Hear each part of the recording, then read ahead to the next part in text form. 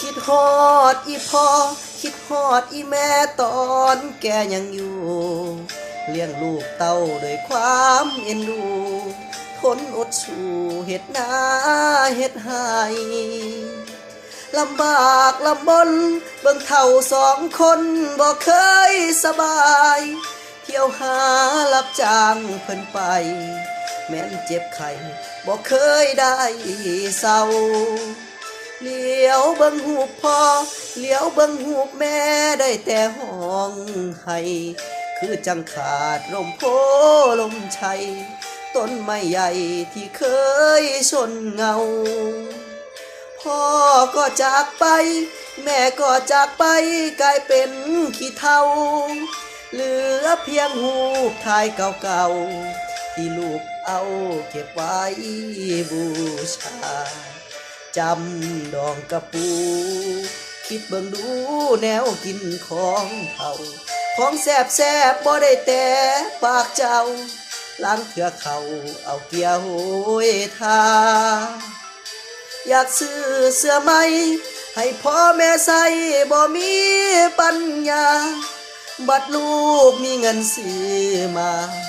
พันด่วนลาบ่ทันได้ใส่คิดฮอดอีพ่อคิดฮอดอีแม่ตอนแกยังอยู่เห็นมีตอกตาใสมาคูวอนเพิ่นอยู่คือยังบ่ตายสโลงผ้าแพรของพ่อของแม่เก็บเอาติดกายเห็นแล้วนั่งห้องนั่งให้อดบ่ได้ยามคิดฮอดมา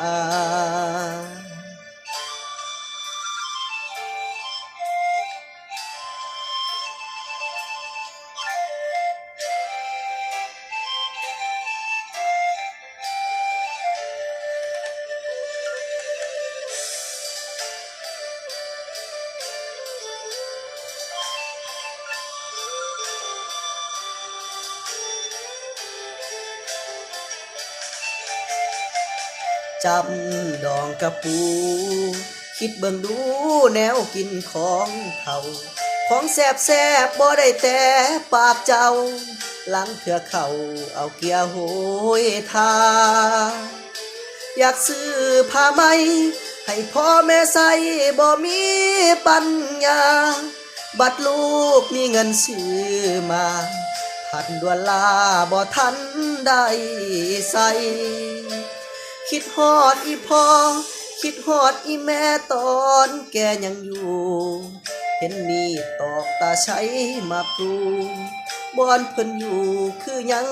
บ่ตายสโลงผ้าแพรของพ่อของแม่เก็บเอาติดกายเห็นแล้วนั่งห้องนั่งให้อดบ่ได้ยามคิดฮอดมา